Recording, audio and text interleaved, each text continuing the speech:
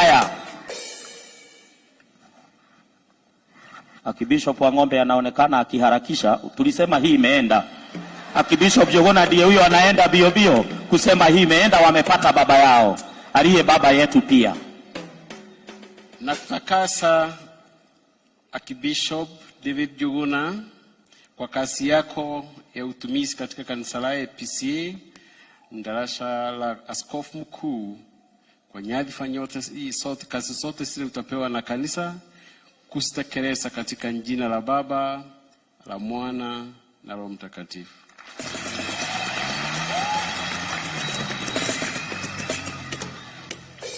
Akibishop Dr. Jogona tayari amepata mafuta. Akibishop wa Ng'ombe anangoja kwa hamu na ghamu. Askofu mkuu Fredrick wa Ng'ombe, na kutakasa kwa ajili ya utendakazi wako katika kanisa la AIPCA katika hiyo ngazi la Archbishop, katika jina la Baba, la Mwana na Roho Mtakatifu. Sasa nafasi hiyo ingine ni askofu mkuu sasa apate kiapo. Bado watawekelewa mikono. Watawekelewa mikono maaskofu wakuu. Pokea baraka zangu za utendaji kazi wako katika jina la Baba, la Mwana na Roho Mtakatifu. Pokea baraka zangu kwako askofu mkuu ya utendakazi wako katika jina la Baba, la Mwana na Roho Mtakatifu. Sasa nafasi hii ni askofu mkuu atakaribia pale akipelekwa na maaskofu wakuu wawili ili aweze kura kiapo ya vile atakavyoliongoza kanisa hili. Na ningeuliza our national chairman, our national chair lady and our general secretary watakaribia hapa. Askofu mkuu ndiye huyo sasa anateremka. Kina mama mnaweza rudi kwa viti, mama zetu. Tuwapigie makofi. Sasa askofu mkuu akiongozwa na maaskofu wakuu anaelekea pale karibu na wakili ambaye ni our chancellor and our elder, wakili wa Home Gekonyo. Tumpigie makofi hata yeye. Sasa pale anapata kiapo ya ofisi. Wazee wote kanisa la AIPCA wakisimamiwa na national chairman, mzee ambaye tunaheshimu, Paul Geshu. Tumpigie makofi. Kina mama wote wakisimamiwa na mama yetu, Mama Badha Gaidho. Pigieni makofi. Na kina wazee pia wakisimamiwa pale na kijana wa kanisa hili ambaye amefanya kazi vizuri kwa ukakamafu, General Secretary Bernard Maina. Hata yeye tumpigie makofi. Sasa tutapea wakili nafasi ili atuelezee yale angetaka ifanyike.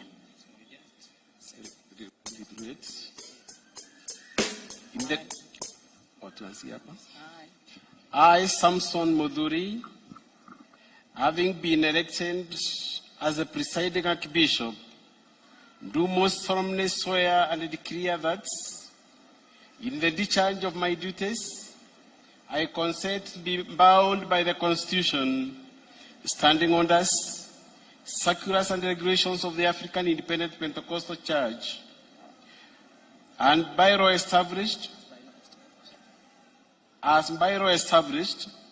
and that I will at all times faithfully, truly give my counsel and the advice to the Supreme Board and the other church organs of the church, and that I will diligently serve the faithfuls of the church in accordance with the canon and doctrines of the church, and do justice to all in accordance with the constitution of the church and Christian teachings, without fear, favor, affection, or ill will.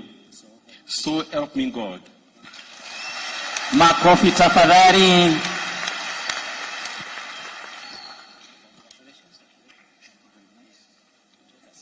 Sasa nafasi hiyo ingine anaenda sasa kusaini, kutia sahihi maaskofu wote wawili wakiwa nyuma yake, ishara ya kwamba watamlinda, watakubali awaongoze na aongoze katika kanisa hili. Anatia sahihi, tumpigie makofi.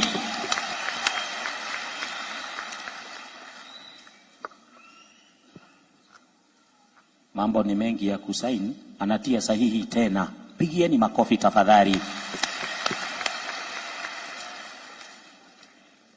Kazi yetu ni kumwombea aliongoze kanisa hili kwa hekima na taalamu ya kitaaluma, ili kanisa hili letu liweze kuendelea mbele. Tumpigie makofi. Sasa ni wakati wa Supreme Board. Supreme Board members waje wamkabidhi askofu mkuu katiba ya kuongoza kanisa, na tafadhali waharakishe. Na wakina mama wakiongozwa na Madam Bedha Mwangi Gaitho walete the seal ili ya kutia kwamba chochote kitachotiwa seal la AIPCA kitakubalika na akina mama na watu wote wa kanisa hili. Naye akiliongoza kanisa atatumia katiba ya AIPCA. Sasa wazee wa kanisa ndio wale wameshikania ile constitution.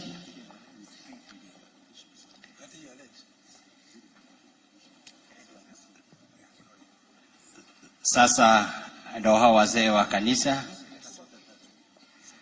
wakiongozwa na National Chairman Paul Gisho wanashauriana na Bwana Mtuma, the National Vice Chairman. Naona Bernard Maina pale, naona Ceresio Morongi, naona Bwana Joa, na naona Assistant Secretary General Derito. Ni wakati wao kabidhi the presiding archbishop katiba ya kanisa. Na ndio hapa anapokea. In the name of God the Father, the Son, and the Holy Spirit. Tumpigie makofi tafadhali. Nazo hizo katiba ndio hiyo katiba ya AIPCA. Makofi tushangilie tafadhali. Asanteni sana. Thank you. Sasa na akina mama wanampatia seal ya kanisa. In the name of God the Father, the Son, and the Holy Spirit. Sasa hawataketi, watasimama hapa walipo. Hawa wazee na akina mama wa Central Board ni bodi ile inamsaidia presiding archbishop kuliongoza kanisa. Na vile atafanya presiding archbishop, atawatakasa, atawapaka mafuta, halafu atapatia kila mmoja wao katiba ya kanisa. Hiyo mafuta haraka haraka. Sawa. Muitereirio maguta tungata ici igetha muiguage ta mwikinaĩ waigua mũkabeja njero ciake nĩ wega aratakwa nĩ nyama ĩnyane ũgĩbamba iũraga njoyare Imulate oriho mukwejurirwo mukwejurirwo na inomia mwoyo maikia nyuma ikaitura riero iwega aratakwa inyama inyane ukimamaume ihoraga njoyare ibero Idaga mani jane amaro Kuideria mate Auriata kena gyonyuga seruyo Iwega nevega aratakwa Inyama inyane Ihoraga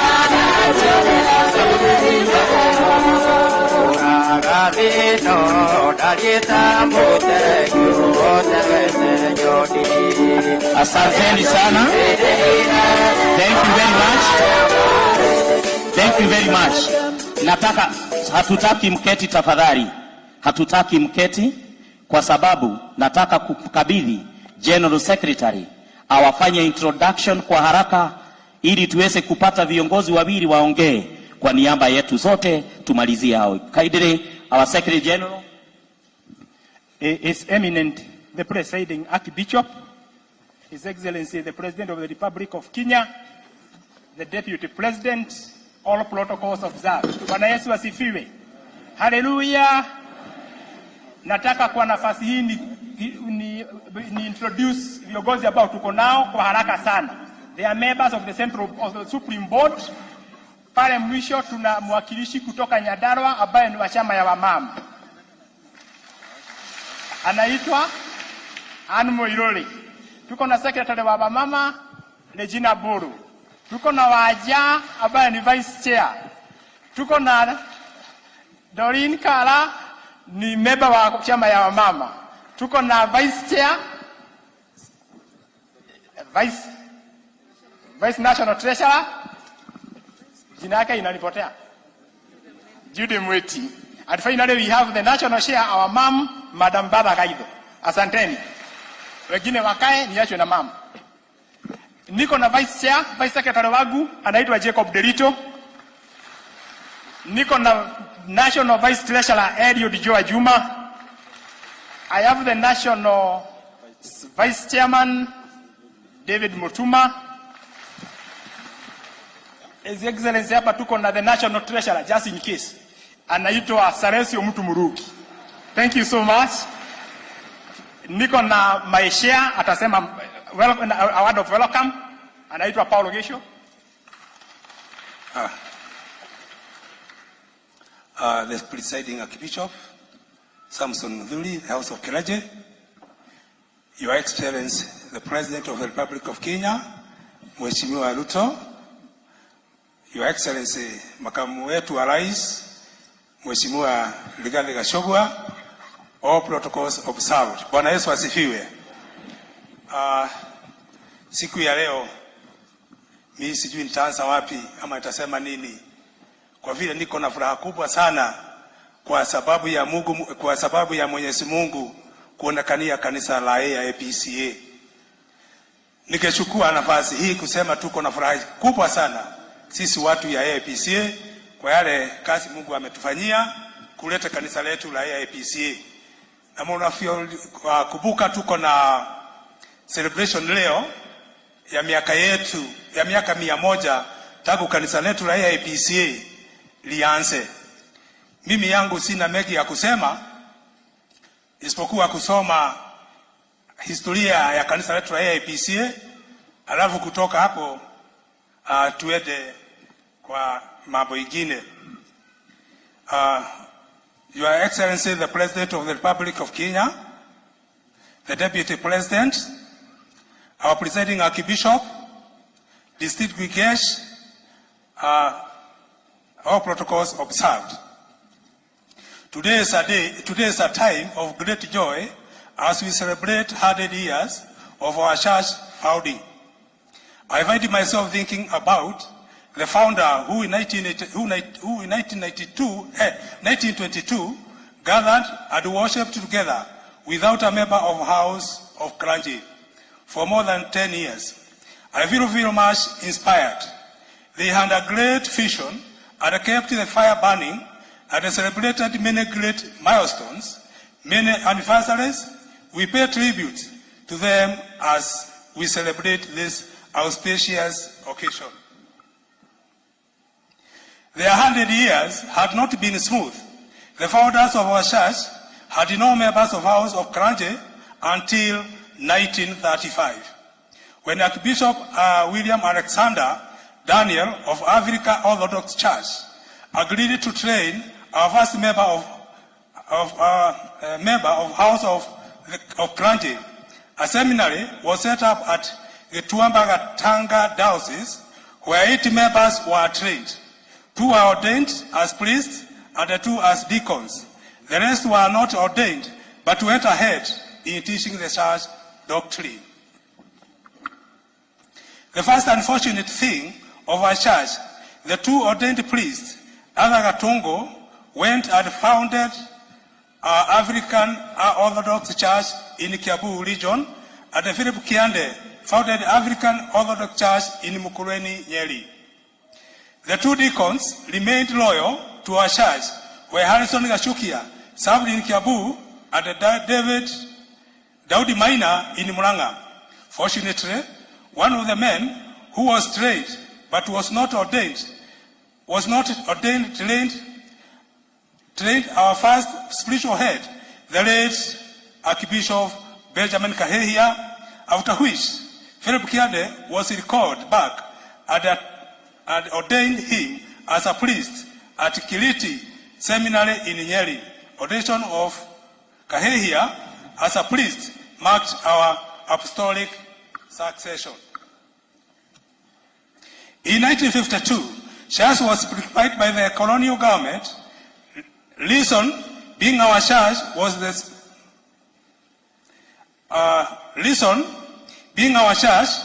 the spiritual wing of Mau Mau, and our churches and the schools were used to administer oath for the freedom fighters.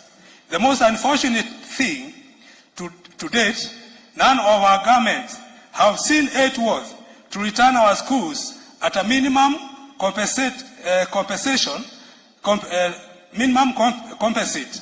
our church in any way 60 years after independence. This is a historical injustice. We humbly urge our president, who is with us today, whom we are with today, to find a place in his heart for government to compensate our church, or decree that our 420 schools held by other churches and the county education board be given back to us. Lagos has had been experienced in our church during and after every leadership transition. We have since meditate on this by drawing a new constitution that is all-inclusive and that have vested authority to institutions rather than individuals. This initiative has brought our church united and never again fights one another. We are today celebrate this unity.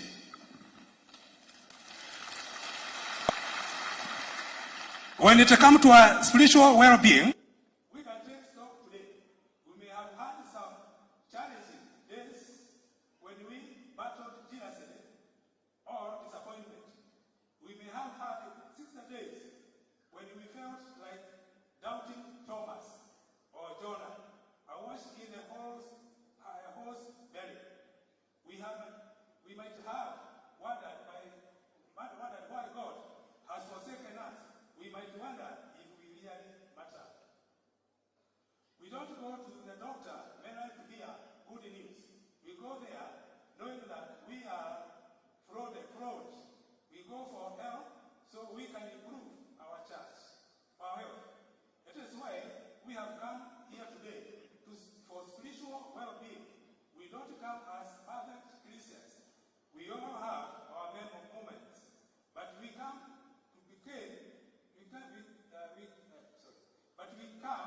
to become better Christians, more spiritually and healthy. So, I remind you, good Christians, because you are at heart, even when you fall short, that this anniversary is a time to take stock in your spiritual health, to reflect upon it, and to open yourselves to the good medicine that is founded in worship and fellowship. We can all improve our spiritual well-being by striving to becoming the Christian we know the Lord wants us to be. Each day of the year is an opportunity to be better. May we all achieve this goal. Thank you, and God bless you. Thank you once again, Your Excellency. Thank you. Makofi mazuri kwa shamba letu. Makofi. Now let goes to the late Dr. Gaito. Thank you very much. Your Excellency, the President of the Republic of Kenya, our Deputy President, our protocols observed, the Supreme Board, we thank God for this particular time where we are gathered here to celebrate 100 years since the inception of AIPCA. We are just so grateful to the Lord that He has brought us this far. It has not been easy. There are those that have said AIPCA makes a lot of noise. But we wish to say, in making our noise, we drive our point. And it is also good to know the struggles that we have gone through kind of brought us to making the noise. But now here we are. Your Excellency, we are telling you this. There was once upon a time when people would say AIPCA is comprised of the old age. Look at what you see here today. Very vibrant persons. And we thank God for the life of these faithfuls. And as much as we lost 2 generations in illiteracy, because the parents that were supposed to educate their children were jailed and others were killed. That generation went that way in illiteracy. But today we have taken our children to school. We have everything what it takes. We have every profession within ourselves. And this is our prayer and our humble prayer, that any opening that you get in your government, kindly fix some of us there. Kindly. Our bishops that you see behind here, they are not full-time ministers.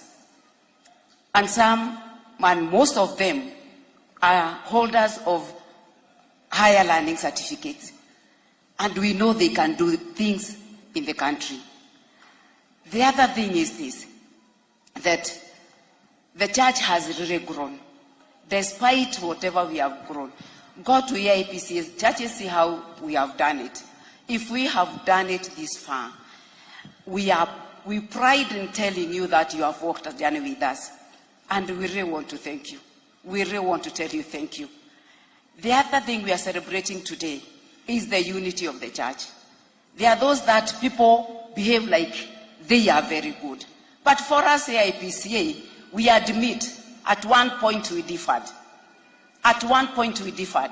And when we differed, we came to a sense and said, why should we quarrel all the time? I want to salute our fathers here. Because they came together and they said, can we put our differences aside? Can we talk sense now? Can we tell that faithfuls now that it's no more war? Let us reason together. And like every other home where people differ and where people quarrel and they come together and reason, we have done it today. And that is why we are celebrating the unity we get. And we thank God for it. Congratulations, our spiritual head. Let us tell you that we are with you and straightly behind you. We shall give you what it takes for you to drive this one to the other levels. We thank you, our bishops, we thank you. And Your Excellency, as I come to the completion of what I'm saying, I know you have been part of the journey of AIPCA. Our gift take to you, is just to pray for you. It's just to pray for you. We can't have anything to give you, but we shall always be talking good things to God about you. Because we know there are those that have talked ill of us, but despite it, you have said this is our church, and you have walked with us. Ours is also to be patient with what you are doing. We know the road is bumpy. We know the seas are not very calm. But with you as the driver, we are assured of a safe landing. We are assured of that. Therefore, Your Excellency, as you go out and come back, remember AIPCA. You are AIPCA, which I even pray that one day you'll be baptized in it. that you remember that we are praying for you as you go and come back. Thank you, our Deputy President. You have also walked us a journey. May the Lord bless you all. May the Lord keep you. This far we are saying the Lord has done it for us. May the Lord bless you. Makofi masuri kwa Madam Sharede. Your Excellency the President, who is our chief guest today, kwa machache sana, what my friends were trying to communicate is this is the original AIPCA church. Ile kanisa ambayo ilipigania hii uhuru, Your Excellency. In other words, whether huna hii pisha ya kwamba this church was founded after the Western churches had gotten here. Lakini wenye kanisa wazee wa hapa wakafeel these Western churches are not taking care of the political interest of the indigenous. And therefore this church was formed, one, to drive away the colonial government, two, to form a government of the locals, and three, to protect that government. We are still vowed and up to that mission. Kazi yetu ni kusimamia serikali, kuwako nayo, and pia to advise it. And my chair has said it. It was never easy. It was very difficult for this church. 1949, Your Excellency, the church has had 490 schools, including a college which employed Mzee Jomo Kenyatta upon his coming back from Britain.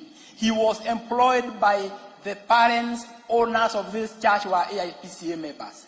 In 1952, October 20, the church was burned. Its properties taken by other churches which were government-friendly. Its schools taken away, some by government-friendly churches and others by the DB. It is an impact which 60 years after we have not been able to recover from. But fortunately, you came right on time. I remember that day 7 years ago. 7 years ago when you chipped in, you were then the Deputy President of this Republic. And you asked, if this is the Church of Independence and is struggling because of very small crisis, why can't the government come in and facilitate cohesion, peace, and harmony among this church? Your dream has been realized today. Amen. We thank God for that. Your Excellency, we have a big plan to make sure that what we have achieved is not going to get lost. This way, through His Eminence, the Presiding Archbishop, in the last 1 month alone, we have sensitized 10,000 leaders, Your Excellency, on the big plan towards achieving a comprehensive peace plan. Therefore, we are on it and we are moving. Na sisi jambo letu ni moja tu, ombi moja tu, Your Excellency. Moja tu. Somebody said, show me a stone to step on and I will shake the skies. Your Excellency, you have a friend called John Medho, ambaye mnapagana saa zingine tunasikia mmepagana. Tupagane na wewe kama John Medho. Sisi tulete viongozi, tulete pesa, wewe tuonyeshe tukashaba where we can build our headquarters as the Supreme Board. Hiyo peke yake ikiwezekana, we are good to go. With that much, I beg to rest my case, and I'm glad to let the facilitators know that as a church, we had to continue up to midday. Therefore, we have donated some time to the President and his team. Thank you so much. God bless you. Thank you. Tupigie viongozi wetu makofi. 1, 2, 3 makofi. Thank you. Thank you. Baraka. Your Excellency, the President of the Republic of Kenya, and your Deputy, the Presiding Archbishop, at this time we are going to have the candle lighting to celebrate the 100 years anniversary. All the ushers have distributed the candles to the Christians. I would also like those who are attending the guests to also ensure the same is done. At this point, I want to invite Your Eminence so that you can lead us in that part of the program. All Christians remain upstanding as we continue with this service.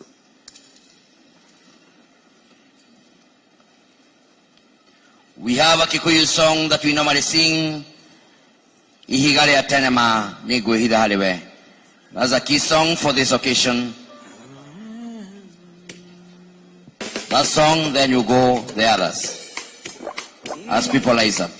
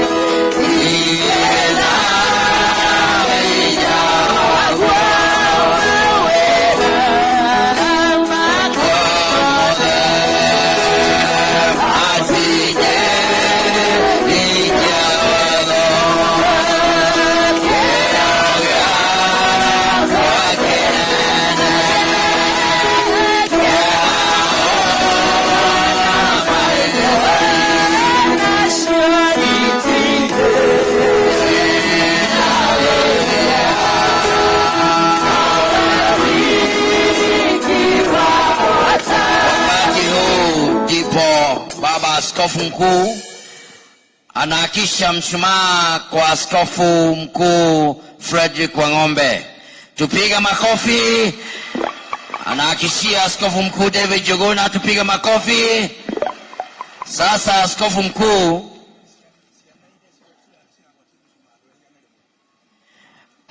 mkuu anapeleka mshumaa ambao ni ishara ya mwangaza na uwezo wa Mungu kwa His Excellency the President of the Republic of Kenya.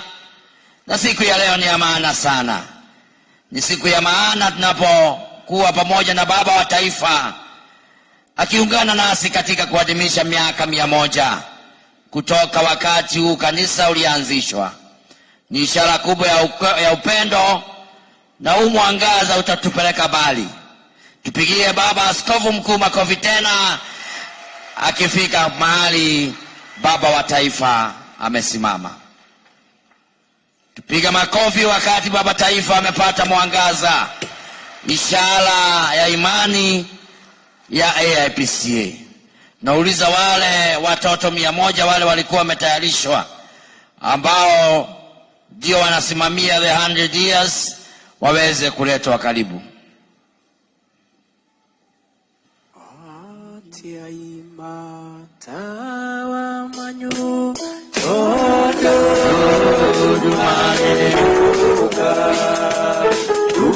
Kipata moto unaangazia wengine.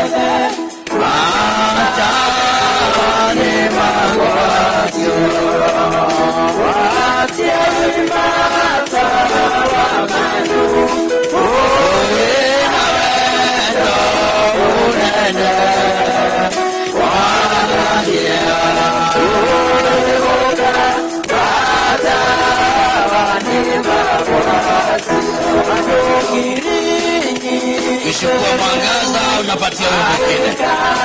Aye makomete iwe na iwe omete ate inore kusoka baba wate imada wamatu uwe na wendo unene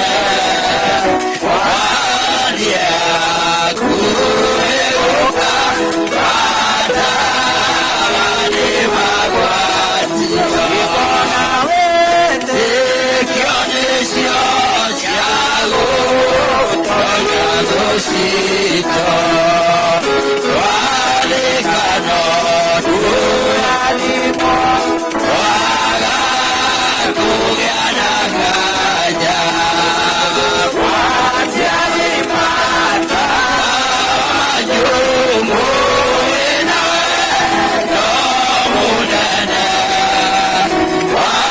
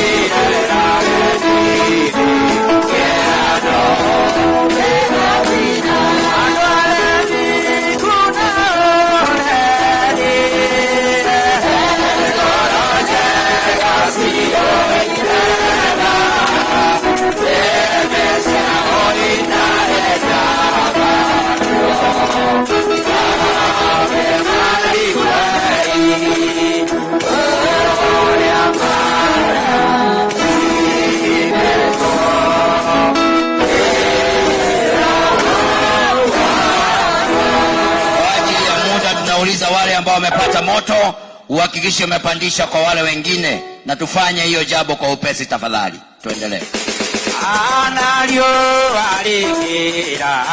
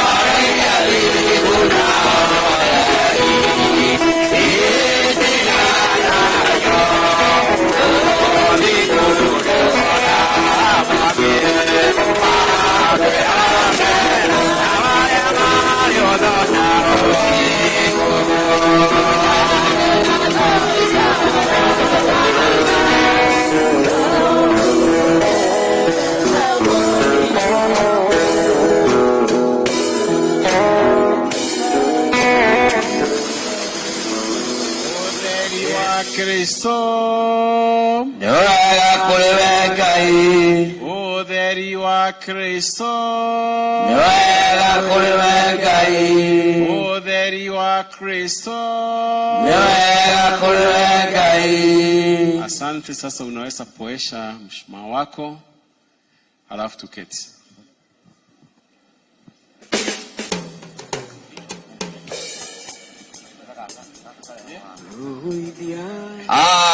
Bwana wetu asifiwe. Pigia Yesu Kristo makofi, changwe na vigelegele. Hiyo mwangaza ni ishara ya kwamba kanisa limefikisha miaka 100 kutoka wakati kanisa ilianzishwa. Wakati huu ndipo tunaenda kujiandaa kusikia speech kutoka kwa presiding archbishop.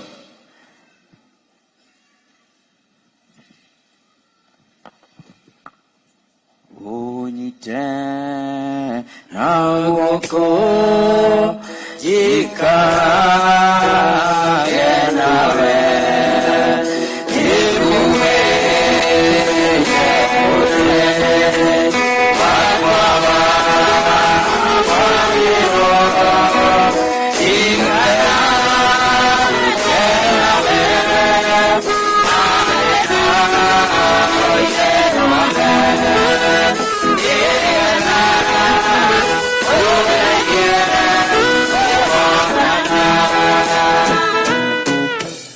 It is now my humble duty to invite His Eminence, the presiding Archbishop, to give his speech. In the name of the Father, the Son, and the Holy Spirit. Karibu. Amen.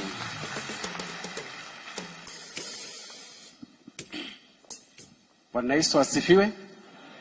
Bwana Yesu asifiwe kanisa. Archbishops, bishops, His Excellency the President of the Republic of Kenya, His Excellency the Deputy President of the Republic of Kenya, His Excellency the Governor of Nairobi County, present with us, viongozi wa kanisa letu la AIPCA na umini wote, Bwana Yesu asifiwe. Jina langu ni Archbishop Samson Mudhuri, nimeokoka. Yesu ni Bwana. I will be a bit brief. First, I want to take this opportunity to thank God for giving us an opportunity to be here at Kasarani ground this day to celebrate our 100 years of existence as a church. God has been faithful to us. We had so many challenges on the way. Your Excellency, since when this church started to date, you have heard from the speakers that have spoken ahead of me that when AIPCA started around 1922 to 1924, it was started by the Rete people who had very little knowledge, or now the church is supposed to be run. It remained in that kind of status for the next 13 years until 1935, when we found somebody from South Africa, Archbishop Alexander, who was a member of the Orthodox Church, and he assisted us in constituting a theological or a Bible school to train our ministers, who would later on take over as the leaders of the church. We continued to grow from one strength to another one until the time it was mentioned in 1952, when we met with another challenge. Our church was closed down by the colonial governments. For the rest of the period that the Kenyan government remained a colony of Britain. After that, the government allowed the church to start afresh. But the Secretary General has mentioned that during that period of 1952 to 1963, we lost everything that the church earned to some went to other churches, others were simply destroyed, and the others became government property. Like the college, the General Secretary talked about at Kidongoli, it was standing where the government office stands today, in Kidongoli town.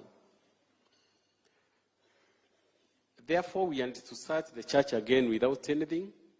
But let me say, despite all those challenges,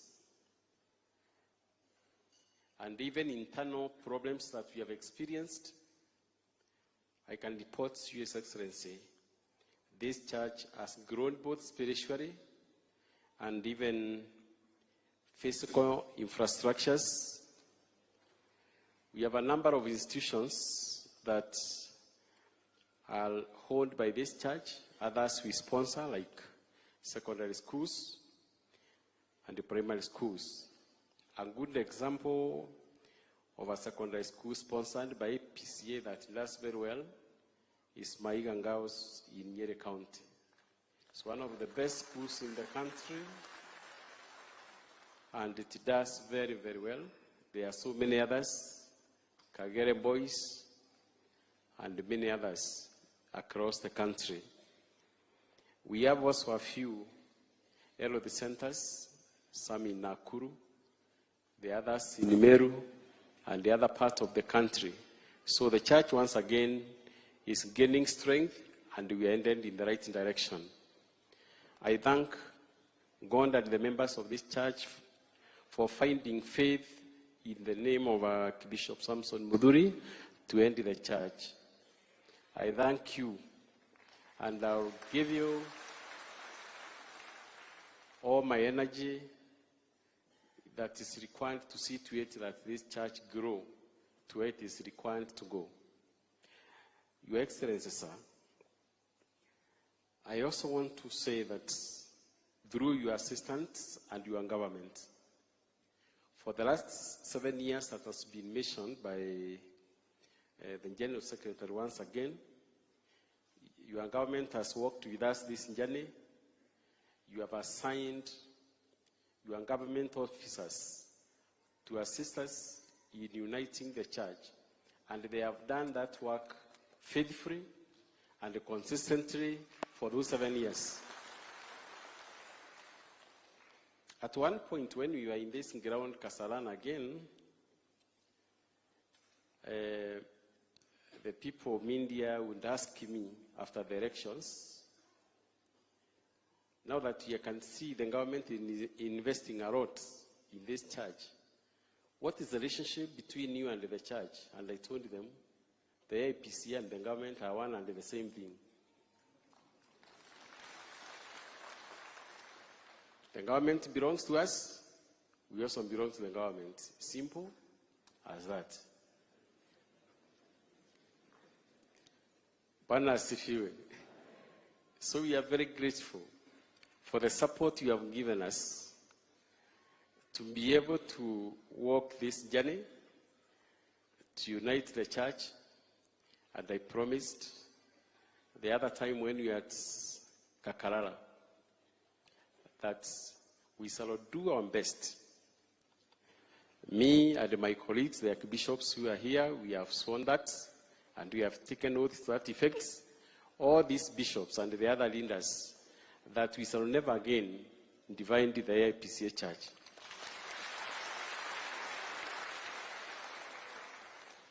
Bwana asifiwe. We shall have it stand as one people.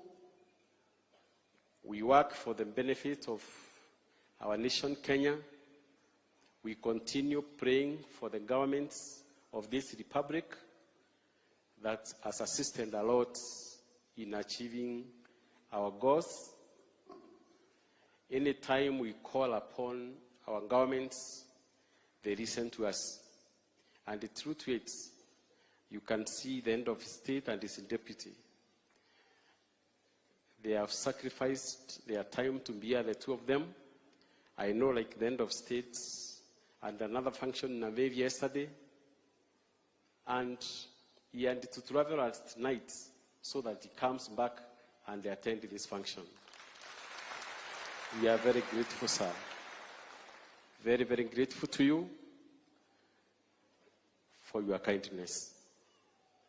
So without spending a lot of time, I will only remind Your Excellency one request that has been made by our Secretary General once again, that the only challenge we are having currently is the ground where we can put up our headquarters as an institution. We have been operating even now from Bad Church, which is also the headquarters of Nairobi Archdiocese. And that space is not enough for all of us. They also have a school in the same institution. They have also made a request to you. There is a small piece of land that is neighboring their church that they have requested you, sir, to assist them get a bit of it so that they can expand their school in that area. And that school is also doing very well. We are proud of it as a church. So if you, Lord, Your Excellency, you can be able to assist us in that area, we promise you within the next few years, this church will be a completely different church from what it is today. Finally, now to the members of the AIPCA Church, we have a new constitution in place, and I know all of you are aware of that. We deliberately decided to have the church come back to where it was some years back and subdivide it into 3 archdioceses for ease of running and organizing the church. And those 3 archdioceses will be headed by the archbishops that are here present with me. One of them will be headed by Archbishop Frederick Wangombe. The other one will be headed by Archbishop David Jogona.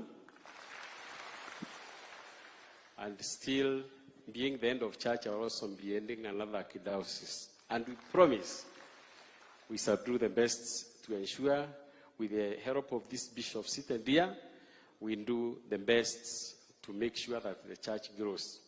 Under the same constitution, the Supreme Board established some directorates again, which will help us grow the church. One of them is education and training. We need to train our people. We need to manage our institutions of running very well.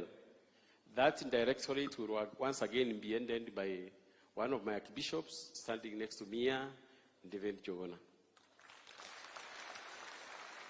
Adaf Trust's name is assistant educationist. He has even been a principal of a school, and I know that Ndoket will handle it to the best of his ability. The other directorate will be missions and evangelism. You already know that we have gone out of this country, and the AIPCA Church has a branch in America in a state called Washington State. I'm very sure in the next couple of months, this church will be in our neighboring country, Tanzania. And that docket is ended by Archbishop Frederick Wangombe. And I know he is also capable of doing that, and he will do it to the best of his ability to see that our church is spread across the country and to the neighboring countries.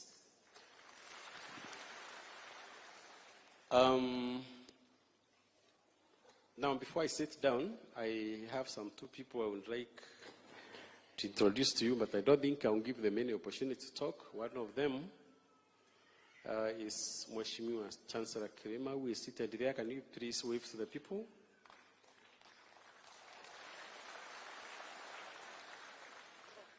Okay, huyo ni mjumbe wetu kutoka pande ya Meru, Immense Central. I also have another visitor with us and a good friend of us, the Secretary General to NCCK. I think where unaweza ku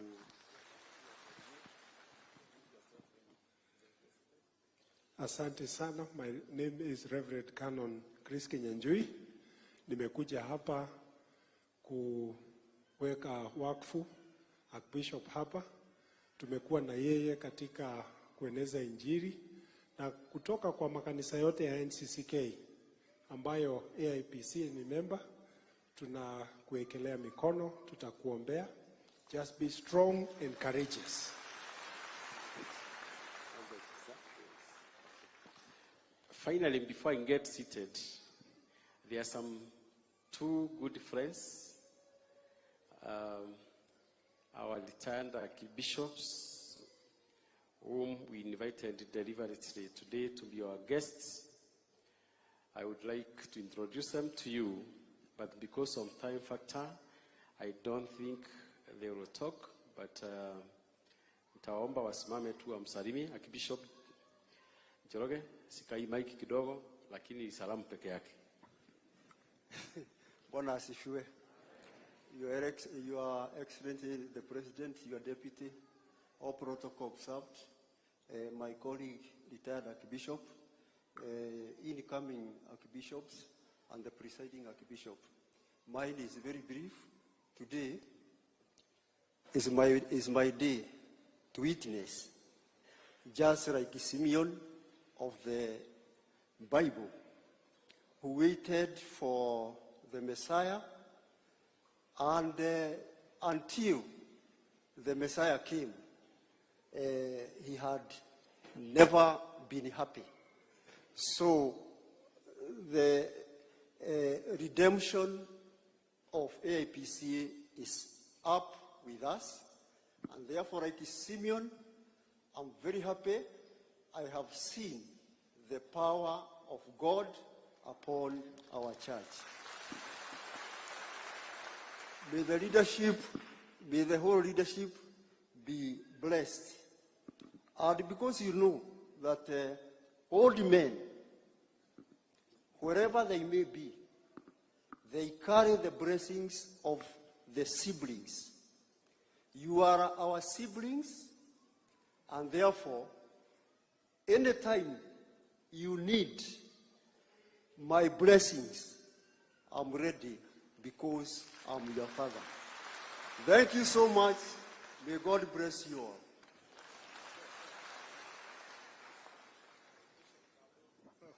Thank you.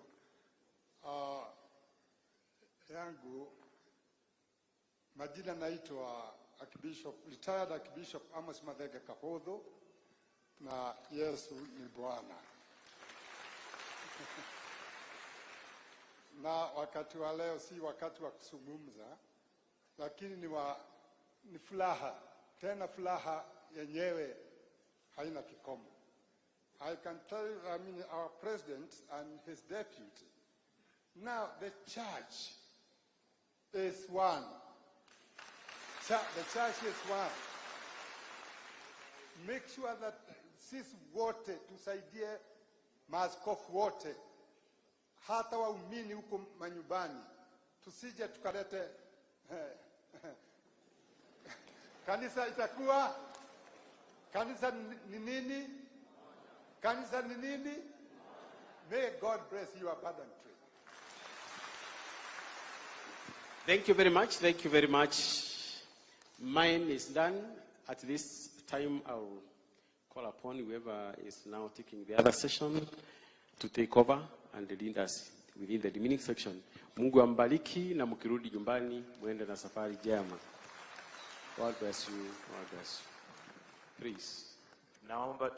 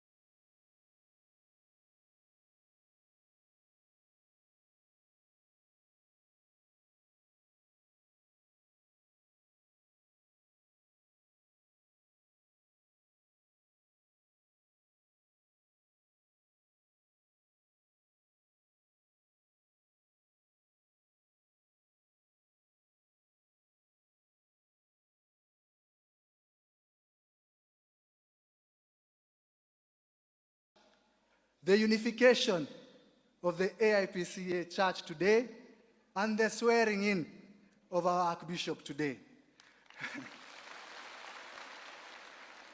So I want to welcome you again and again, because I'm a proud member of parliament when I say I'm hosting this church here. And for the AIPCA church in Kasarani, for your information, Your Eminence, tulikuwa tushashikana. We were always together, we've prayed together, and they are a big reason for my success. So I want to welcome the members of parliament to introduce themselves. They will just have a very short introduction because of time and greet our Christians. Karibuni.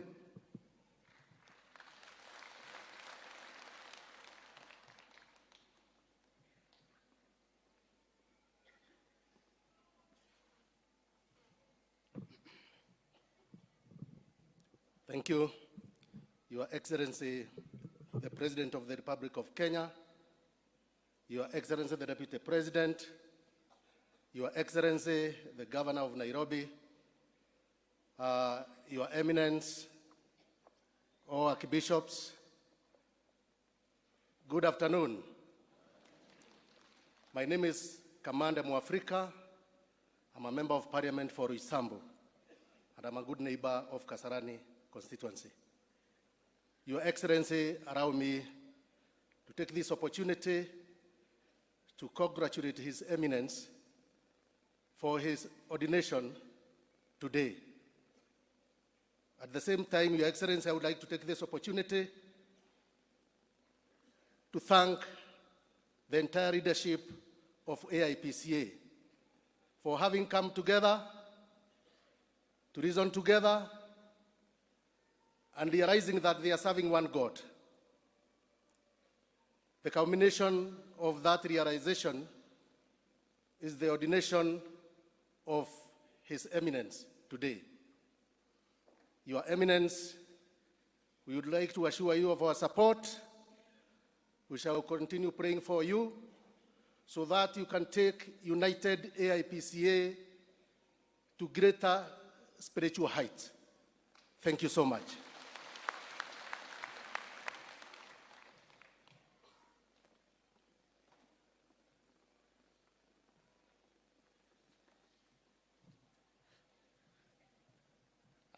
Your Excellency, the President of the Republic of Kenya, Your Excellency, the Deputy President of the Republic of Kenya, our Archbishops, and the congregation, Mungu ni mwema, na kila wakati. Kwa majina naitwa Meja Donk, Benjamin Gadhiru, mbunge wa Embakasi ya Kati. Embakasi ya Kati ni huko Kayole. And leo ni siku ya furaha. Tumesimama wote pamoja hapa when celebrating the 100 years. Nege keno kinene atia. Siana cia nyina omwe. Siana cia ithe omwe. Cikaire thĩ hamwe, ikĩrĩanĩra hamwe na ikĩhoya hamwe.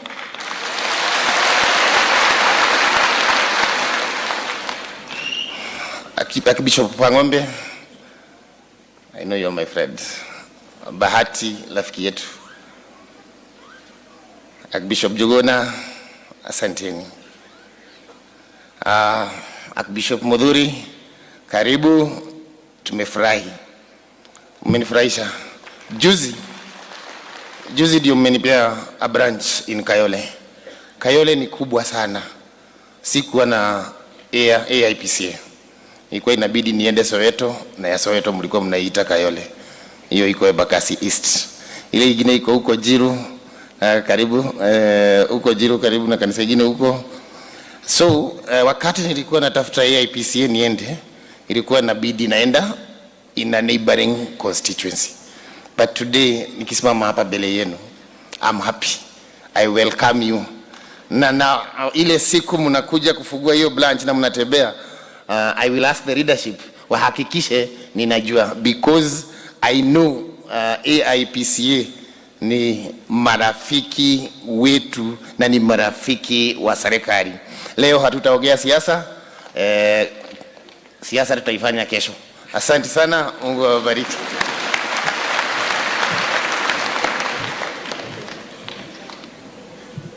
His Excellency, the Head of State, the Deputy President, our Father of the Church who has been anointed today to take the mantle, your predecessor, all congregations, good afternoon.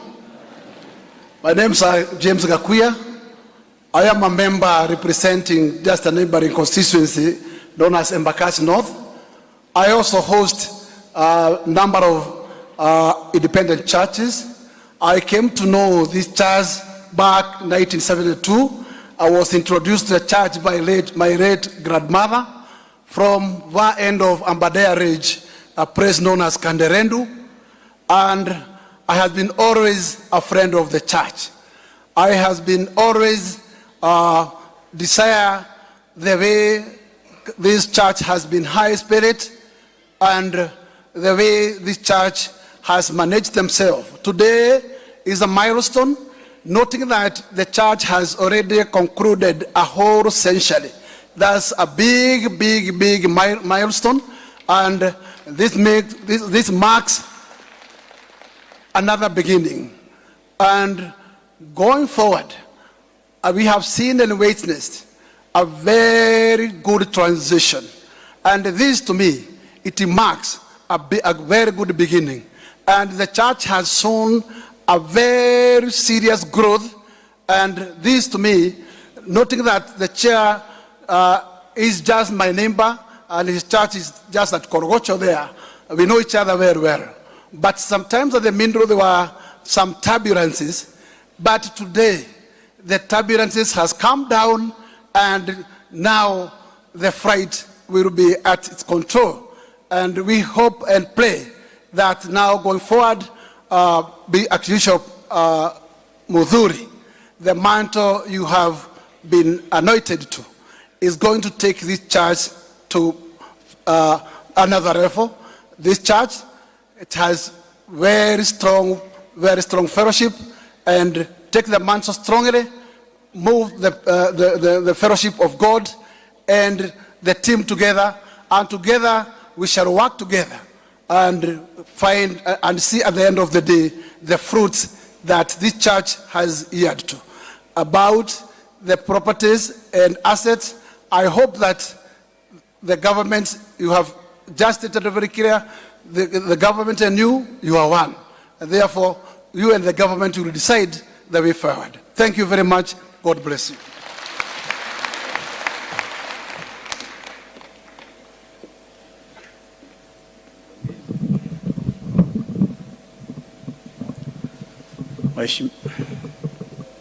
Mheshimiwa Rais, Mheshimiwa Naibu wa Rais, Gavana wa jimbo hili, wachungaji ambao wako hapa wakiongozwa na presiding wa kanisa hii ambaye amepata kiti leo, na wengine ambaye walikuwa hapo mbeleni.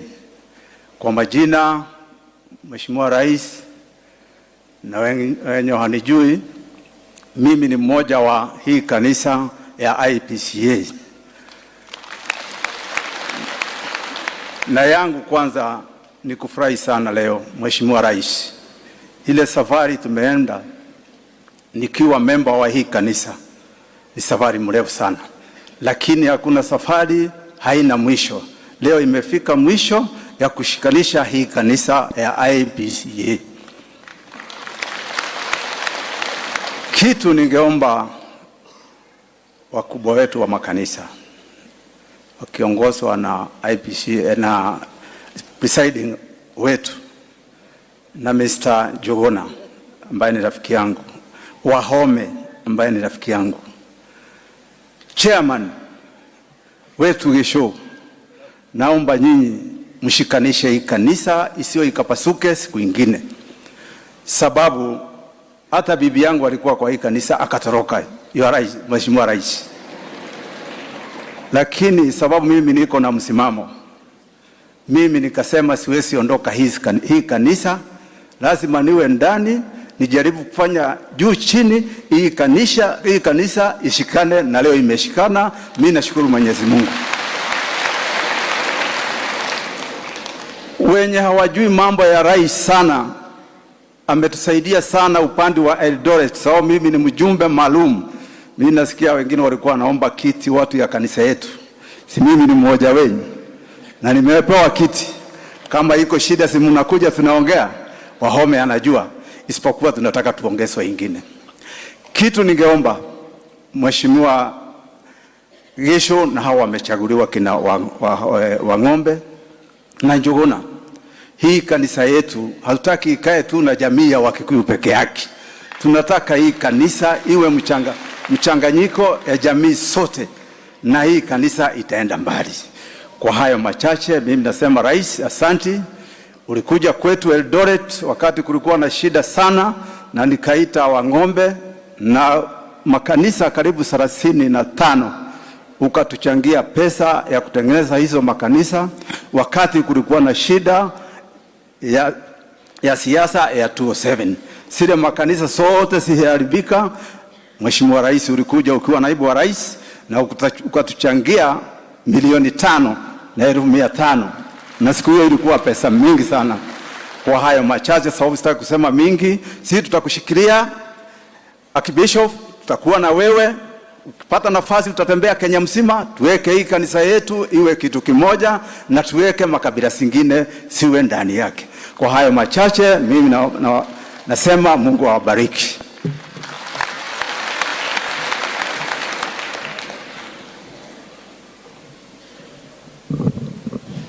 Haya. Bwana Yesu asifiwe. Bwana Yesu asifiwe. Watu wakiwa miaka 100, si mnafurahi? Basi nisalimieni mzuri. Bwana Yesu asifiwe. Asante. Your Excellency the President of the Republic of Kenya, the Deputy President, and all protocols observed. Our presiding Archbishop and the House of Clergy. Yangu ni machache, ni kufurahi kwa sababu ya yale yote tumepitia na yale Mungu ametuwezesha kufanya. Tushukuru serikali kwa sababu 2018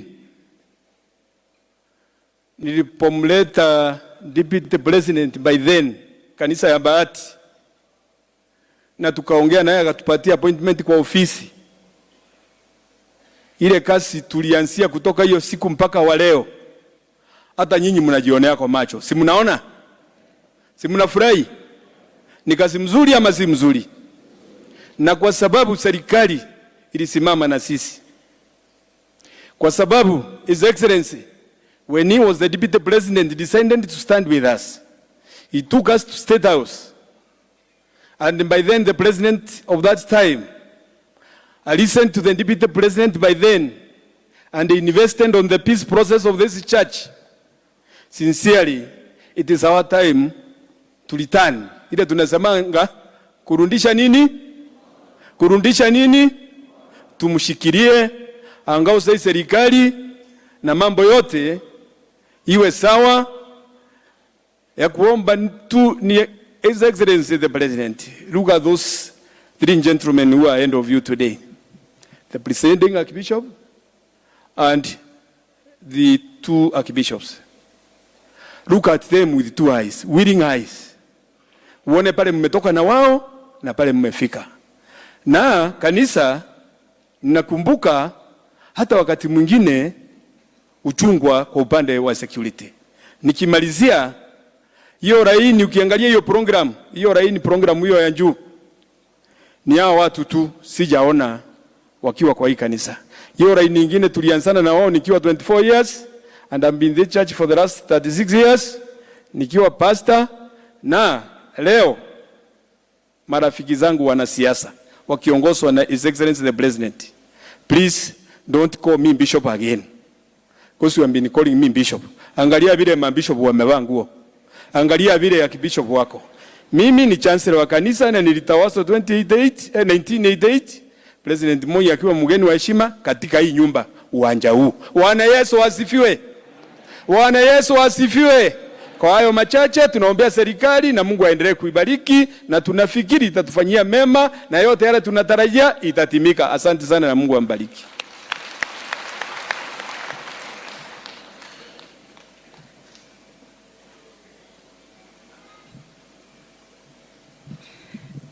Asante sana, Your Excellency, President William Samoei Ruto, our Deputy President Gachagua, our presiding Archbishop Mudhuri, Archbishop Wangombe, all protocols observed. Ngai ni mwega kanitha wa independent. Na hede ciothe yangu nataka kuwashukuru sana, Your Excellency. Unajua kanisa independent ilianza Nyeri County. Na ninataka kuwashukuru sana kwa sababu wakati tulikuwa na vita kubwa sana, independent mlitushikilia kabisa kabisa. Amukira igatho ciakwa. Ya pili ninataka kuambia presiding Archbishop na the other Archbishop, this is the day that the Lord has made. Ati kanisa ya independent mumeshikana nyinyi wote pamoja. Mimi nitataka tuendelee kuombeana, muendelee kuombea hii serikali yetu na muendelee kutushikilia, na Mungu akiwa mbele tutaweza kuendelea mbele pamoja. Ya pili, Your Excellency, niko na shahidi wetu wa Mukaro Diocese.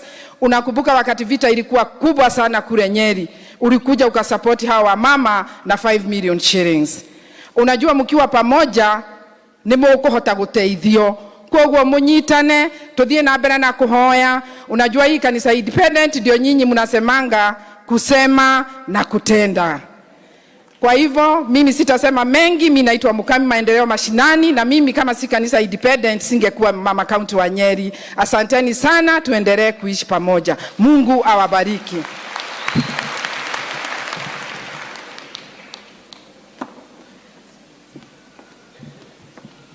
Your Excellency, the President of the Republic of Kenya, Dr. William Samoei Ruto, Your Excellency, the Deputy President, Gachagua, His Eminence, the Presiding Archbishop of AIPCA, Samson Mudhuri, and the other Archbishops who are in the clergy today, and the House of Clergy.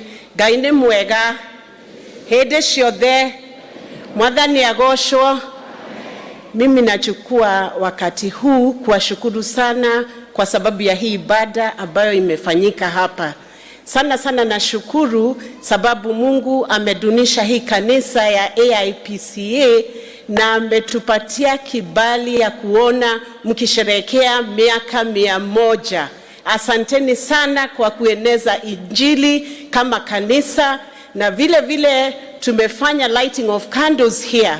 I pray that the warmth of that candle will continue pushing the gospel in our nation and beyond our nation. Wacha niseme, the Archbishop who shared the word today umetufundisha mambo ya forefathers. Nimeshika sana sana nimeshika hapo, the father in the church, the father in the nation, hata the county father. Huyo nimesoma leo. Na leo county father itabidi sasa utaongeza bidii zaidi, because you are a young father, but we know Nairobi is safe with you in your hand, with the Nairobi in your hands. I want to thank you for this special occasion, Your Excellency. Kanisa inafanya kazi nyingi sana, na sana sana haitajwi kwa hizo kazi. Watu wakizozana nyumbani, hizo mzozano zinapelekwa kanisa. Shida zikiingia kwa mtu akiwa na mental health issues, kwanza hizo shida zinafikia Archbishop ama pastors. Na mnajua serikali ya Kenya kwanza inashikilia kanisa. We are led by 2 great leaders who are not ashamed of the gospel. So if the church was to feel safe within the government, this is the government to approach for your issues.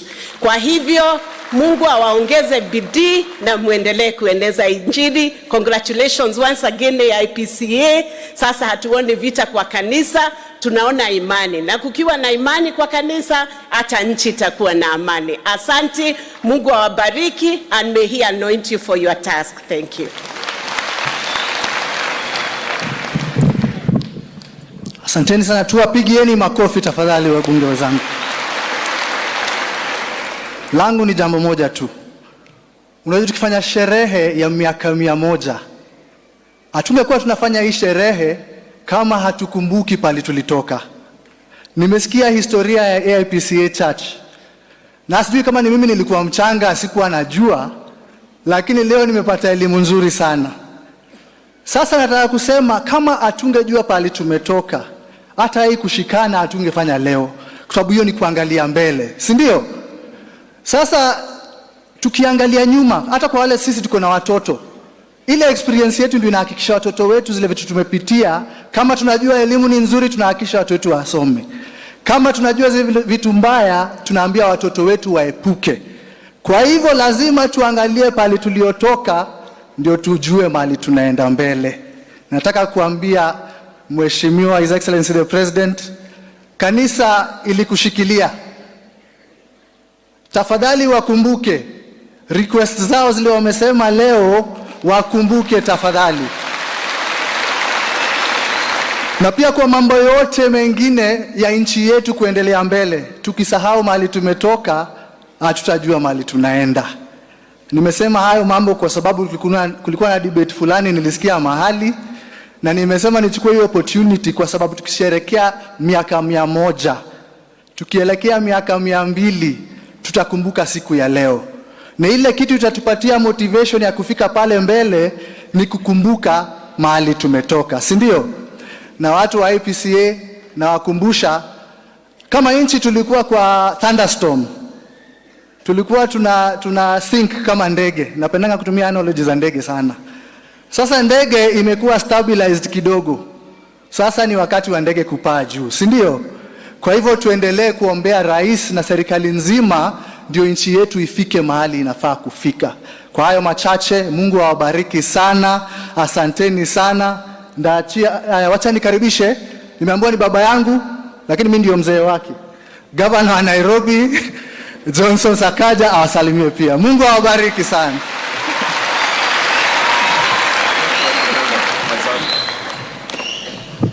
Asante, that is a good son. Mwathani agocwo, Ngai ni mwega, na hĩndĩ ciothe nyonaĩ na mũko twĩ hamwe kanisa ya ED. The very most reverend His Eminence Archbishop Samson Mudhuri, Archbishop Frederick Wang'ombe, Dr. Juguna, Your Excellency the President and our Deputy President, na viongozi wote ambao mko hapa leo. Mimi ni member wa AIPCA and I'm very proud of 100 years. Your Excellency, mimi ni member wa AIPCA Dandora. Na niko kwa fellowship ya Waefeso. Na najua pastor wangu Stanley ambaye alikuwa deacon sasa amekuwa pastor, I'm sure is around somewhere. Yako wapi? Ndio huyo. Asante sana. Hii kanisa yetu, Your Excellency, is a strong pillar of our country. The history of Kenya cannot be read without a huge chapter to the independent church, AIPCA. So we congratulate you, hongera kwa miaka 100. Sio rahisi. Inaonyesha how serious the church is. Your Excellency, hii kanisa imesimama na wewe. Wakati hata kule Kenol tulikuwa tunatupiwa tear gas, hii kanisa ilikuwa inasimama na wewe. Wakati ulikuwa makamu wa rais na mambo ilikuwa ngumu, walisimama na wewe. Na pia mimi, mumesimama na mimi sana. Archbishop Wang'ombe is like my dad. He always would advise me and counsel me. Tangu nitafute kiti ya senator, mulisimama na mimi. Nikatafuta kiti ya governor, mkasimama na mimi. So nidamushokeria gatho kabisa, asanteni sana. Na kwa sababu ya hiyo, kusimama na mimi na kusimama na rais, si lazima kushokia guoko. Kanatiguo? Lazima turudishe mko? Zile request tumesikia. Hapo Bahati, mnajua nilikuwa hapo. Archbishop, you took me around, I saw the space that you were looking for. Your Excellency Rais, ukinipa tu ruhusa, nikae na waziri wako wa ardhi, tutatatua haraka sana. Between the county government of Nairobi and the national government, simesema you are one and the government is one. Na pia county ya Nairobi is one with the church of AIPCA is one. Sasa nini itatushinda? Ukiliza Kamau, chairman wa AIPCA Soweto, we've been having that challenge ya shamba pia huko, but the county is supporting in court. We have given you the best lawyers. The county is taking the position of the church in that matter ambayo tuko kotini. Na pia kumekuwa na attempts ya kunyakua mashamba ya kanisa. I was talking to my MCA anaitwa Mwangi wa Iria kule Kayole. We have overcome all of those challenges because we are one with the church. Ile ningependa kusema Psalms 133:1, how good and pleasant it is when brothers live together in harmony. It is like precious oil running down the head, running down Aaron's beard, because of this unity that we have. May your unity be your marching anthem. May your unity be the song that you sing every day. And may you give an example to all the other churches, especially all of those that are younger than 100 years, by you staying united. I'm very happy because I know the president is passionate about hii kanisa yetu. Na mnajua ile safari mmetembea na rais kwa mambo ya umoja wa kanisa yetu. So sisi tuendelea kushirikiana na nyinyi. Tuko na mkutano na chairman Tuesday. Tuendelea kuangalia mipango. The women of this church, they know I'm their son. I've been supporting akina Regina na chair lady. Na pia vijana. As I finish, I want to give a message to the youth. I don't know if Shege Kinuthia is here, the chairman. Shege yako hapa. For the young people of AIPCA, and you know we've walked a journey. Mkienda Njoro nilikuwa na nyinyi. The year before mkienda, I think Njiri, I've been supporting. Your fathers here are heroes of the past of this church. 100 years.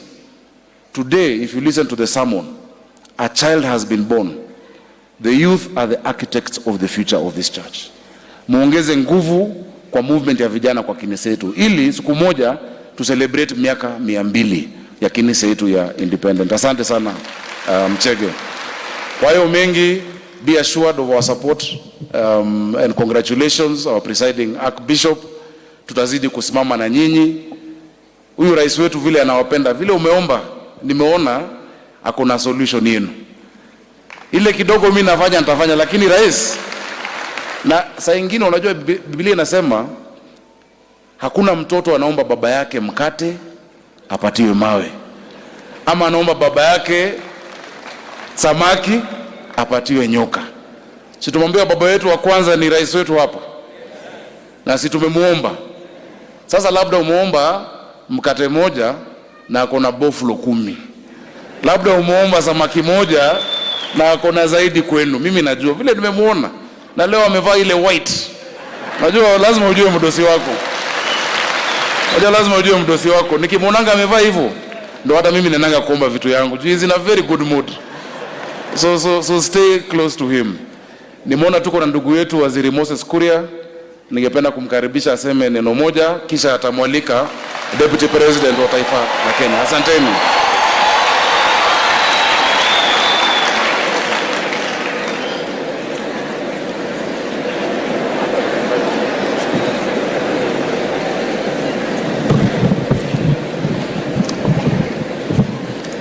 Mheshimiwa Rais wa Jamhuri ya Kenya, Mheshimiwa William Samoei Ruto, Mheshimiwa Makamu wa Rais, Mheshimiwa Rigathi Gachagua, our presiding brand new Bishop Samson Mudhuri, askofu ambao wameungana na wewe leo wakiongozwa na Bishop Frederick Wang'ombe, Bishop rafiki yangu Daktari David Njuguna, wazee wetu wa kanisa, Askofu Njuguna Njoroge, Askofu Amos Kabudhu Madhenge, na waumini wote.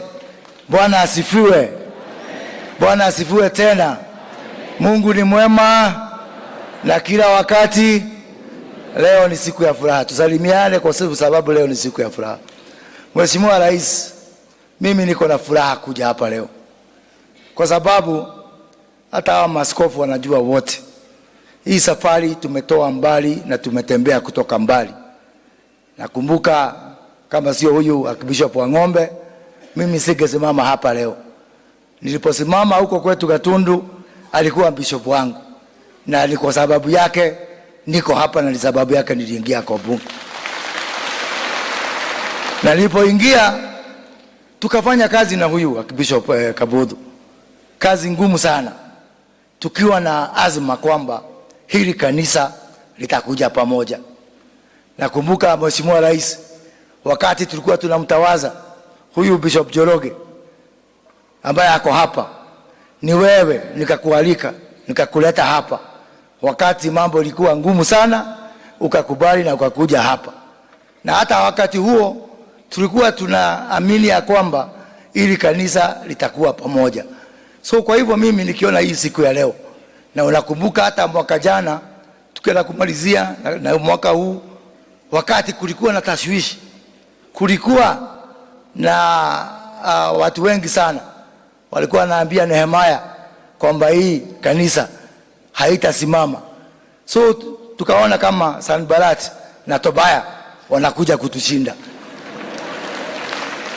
Ndio sasa tukaungana na huyu chancellor wako Mheshimiwa Kirima, tukasimamia hawa mabishop, wakaenda huko Sagana, tukawagaramia mawakili, ndio tupata ile katiba ya mwisho ambayo iliweza kuleta huu uchaguzi ambayo imeleta hii kanisa pamoja. Ile wakati ambao hii kanisa ilikuwa inasemekana ni kanisa ya vita umekucha sasa. Sasa mimi najua hata wachungaji na mabishop hawa wanaweza kwenda kufanya ibada bila kuogopa kwamba kuna mtu atatoka huko nyuma aseme kwa Kikuyu, wewe utachakeleka tatu. Sababu kutoka hapa hii kanisa, mwelekeo ambao mmeweka ni mwelekeo ambao ni wa amani na mwelekeo wa kufanya kazi pamoja. Unajua hao wamesema hao ndio watoto wa Maumau, sasa ile Maumau ya kweli. Na mimi naamini, na kuna kitu imenigusa, ati generations mbili hawakusoma, 2 generations, kwa sababu mababa zao na mama zao walikuwa kwa msitu, kwa sababu mababa zao na mama zao walikuwa kwa jela. Sisi kama serikali pengine hatuwezi kurudisha mashule, pengine hatuwezi kurudisha hiyo mambo yote, lakini sisi tuko na deni yenu, na dawa ya deni ni kulipa, na najua chini ya serikali ya Rais Ruto hii deni tutalipa. Mwisho, Mheshimiwa Rais, vile gavana amesema, historia ya hii kanisa ikiandikwa, wewe uko na ukurasa hapo, na historia yako ikiandikwa, hii kanisa iko na ukurasa hapo. Na mimi naona kama hii kanisa, ukurasa yako katika kitabu yako kutakuwa na sura moja itakuwa inaitwa vita ya Kanja, na sura ya pili itakuwa inaitwa vita ya Keno. Unajua pahali umetoka na hawa watu ni wako, hawa watu ni wa serikali, na mimi niko na hakika ya kwamba chini ya uongozi wako tutafanya kazi pamoja, tulipe hii deni. Adwaidi ni mwede wa kanisa igere ria kwina hathayo gorode wa mufea bara ya ima kaigona ni disesa gatuka waidi gaitwa mrathime na mweke wega. Asante sana. Asante sana Waziri Moses Kuria. Kabla ya kumwalika Deputy President, ningependa kutambulisha tuko na MCAs, hawa ndo wananipitishanga sheria na budget huko Nairobi. Nitaomba wasimame tu pali wako, they can wave. Naona Mheshimiwa Wairia wa Kayole North, naona Mheshimiwa Chris Mtumishi wa Komarok, naona kiongozi wetu wa UDA katika County Assembly, huyu huko nje tunamwitanga Bishop, but hapa hatuwezi kumuita Bishop, anaitwa Kiragu kutoka Waithaka in Dagoretti South Constituency. Kuna mwingine yoyote? Kuna yule Mofire the Medu kutoka Kayole Central. Asanteni sana, tupigie makofi. Now it is my honor kualika kijana mwingine pia wa Maumau, the Deputy President of the Republic of Kenya, Bwana Rigathi Gachagua.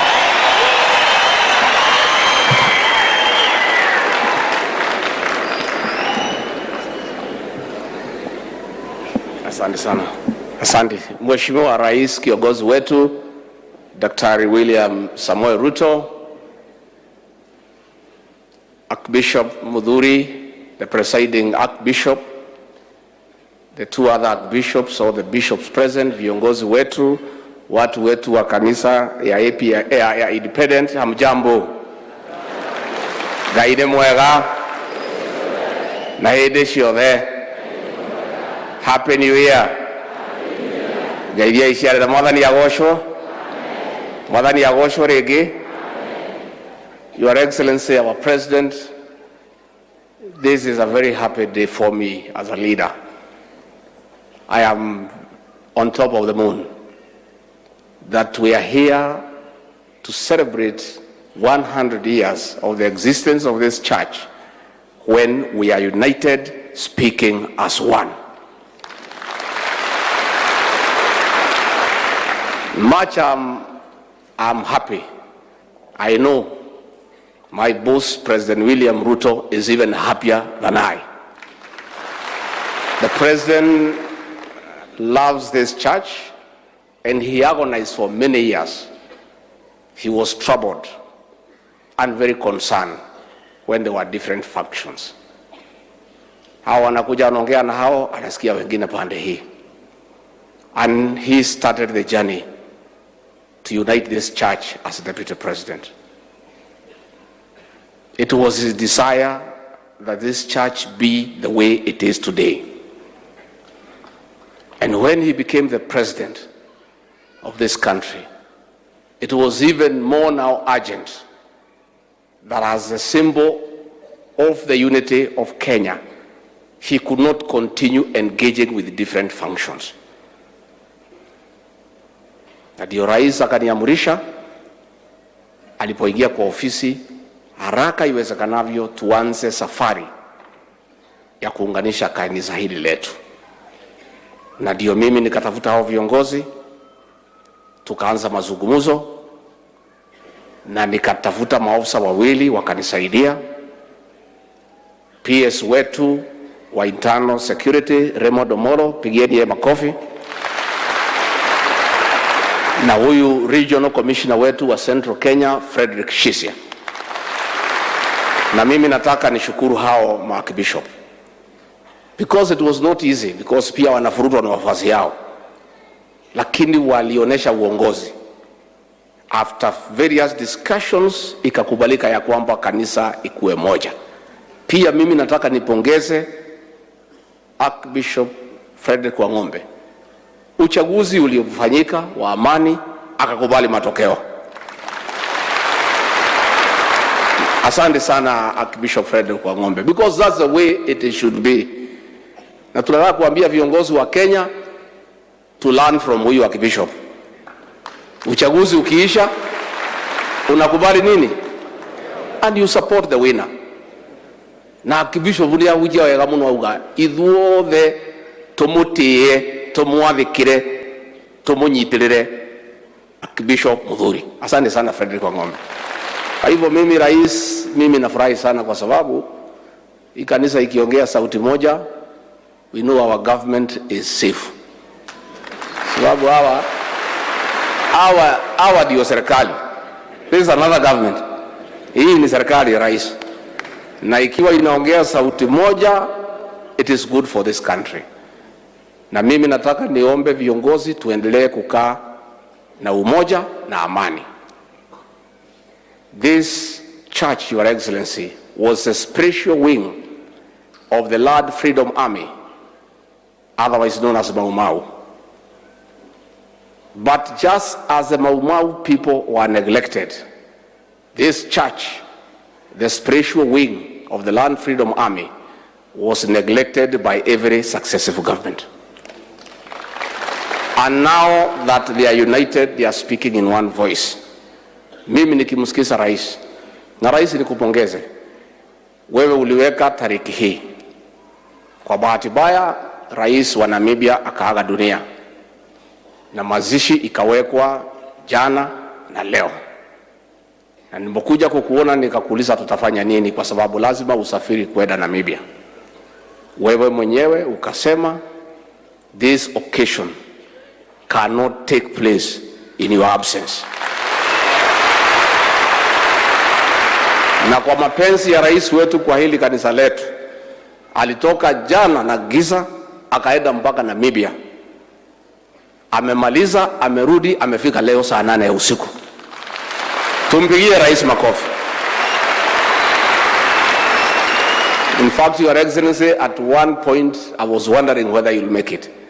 I was monitoring, nimeona saa 11 ugali kuko kule. Na katikati ya huko na hapa iko Indian Ocean, iko nini? Lakini wewe mwenyewe umeng'ang'ana, umefika kwa sababu ya mapenzi yako kwa hili kanisa. My advice is only one, presiding Archbishop. This church itasaidika, ipate heshima yake, irudishe dignity yake wakati ya serikali ya William Samoei Ruto. Lakini ndio tusaidike, lazima tuongee lugha moja, tukae tumeungana na tukae na umoja. Because as president now, if we split in factions, he cannot engage because he's a symbol of national unity. So rais wa Kenya anaunganisha kila mtu, kwa hivyo ataongea na kanisa moja. Kwa hivyo tujaribu, we work on this unity the way we work on a marriage. Presiding Bishop, ukiona iko maneno kidogo, munaongea. Mukikwama, munanitafuta. Tukikwama zaidi, tunatafuta rais. You know, see, we work on our marriages every day. We work on our marriages every day. Saa ingine mama akinugunika kidogo, tunaongelesha yeye. Tunashiwa mama nini na kusumbua, pesa ya nywele nini, tunasota out, mambo inaisha. So hata hii jani, kwa sababu mimi ningeomba tukae tukiwa na umoja, ndio huyu rais aweze kusaidia hii kanisa yetu, na yale wote mumeomba rais, mimi najua ataangalia na atasema vile atafanya, lakini anapenda kanisa letu. Aro anyumba itu mwekuo nimukenete ni kanitho witu kunyitana rungu rwa mutongoria omwe. Twaragia geke na thayo na urumwe woneka kanitho witu wa idi gwenda ona nyumba itu ijitane yaragia geke nigetha tukiaria kimwe ndimutongoretie tunyitirire na tumutie muthamaki witu President William Samoei Ruto. Noyo ni mwana witu, ni ithuĩ twamuthurire. Tumunyitirire, tumuhoere, tumutie na tumwathikagire. Na niĩ nĩnjũĩ kanitha witu twanyitirira muthuri ũgwĩtwo William Samoei Ruto, maũndũ make magũthiĩ magĩrĩte. Nĩ mũgwĩka ũguo? Koguo niĩ ndamwendera wega na ndakena mũno, na ndĩmwĩre nĩ kwega, na ithuĩ tũrĩ akenu tuona ũrĩa mũikarĩte wega, tukiaria lugha ĩmwe, twendanĩte, tugĩcira kĩmwe. Ũguo nĩguo andũ mathiaga na mbere, na kanitha ũyũ witũ niĩ nĩnjũĩ nĩ ũgũkũra. Na mimi rais ni wa PCA, but I've spent more time kwa hii kanisa than PCA. Kwa hivyo mimi tutaendelea kuwa na nyinyi. Hapo awali nilitumia wakati mwingi kwa hii kanisa nikiwa dio, lakini sikuwa naenda kuomba. Nilikuwa naenda hapo na OCS na tear gas na nini kutenganisha hiyo watu. Nikaenda hasara mingi sana. Na nyinyi ndio mnajua hasara ya kugombana na kuwa hatuongei lugha moja. But now we are happy. Na mutatuona kanisani, mutaona rais kanisani, mutaniona kanisani, muendelee kukaa na amani. Mwe tayari tuamukire muthamaki? Yeah? Rwimbo rurerwa mutongoria umagana iguru ni murui. Ni mutikeinirie tukiamukira muthamaki nigetha tumwamukire na rwimbo rwa mutongoria umagana iguru nigetha amukirwa.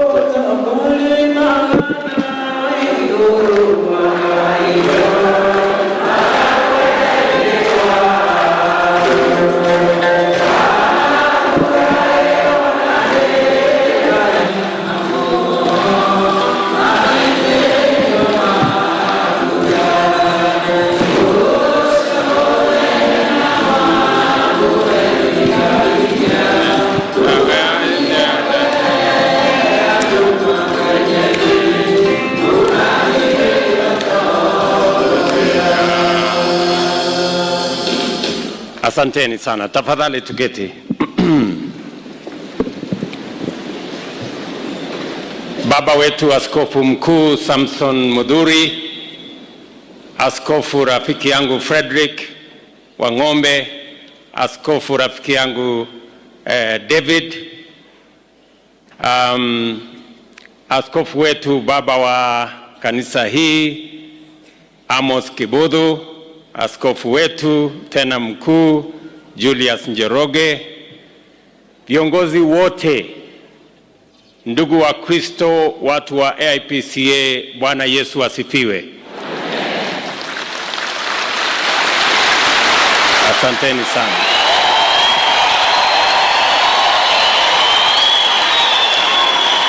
Ngaino mwega na hende shothe mwathani agosho. Hebu tuseme Bwana Yesu asifiwe. Asanteni sana. Leo ni siku ya furaha, na sio furaha kidogo, furaha kubwa sana, kwa sababu leo tumekuja hapa kusherehekea mambo matatu ya muhimu. Ya kwanza, tumekuja sote kusherehekea miaka 100 ya kanisa la AIPCA. Na tunashukuru Mungu kwa hiyo miaka 100. Tumeona wema wa Mungu katika hii kanisa. Mahali kanisa hii ilianza sio mahali ilipo leo, na tumekuja hapa kwa furaha nyingi kusherehekea miaka 100. Ya pili, tumekuja hapa vile vile kusherehekea umoja wa kanisa la AIPCA.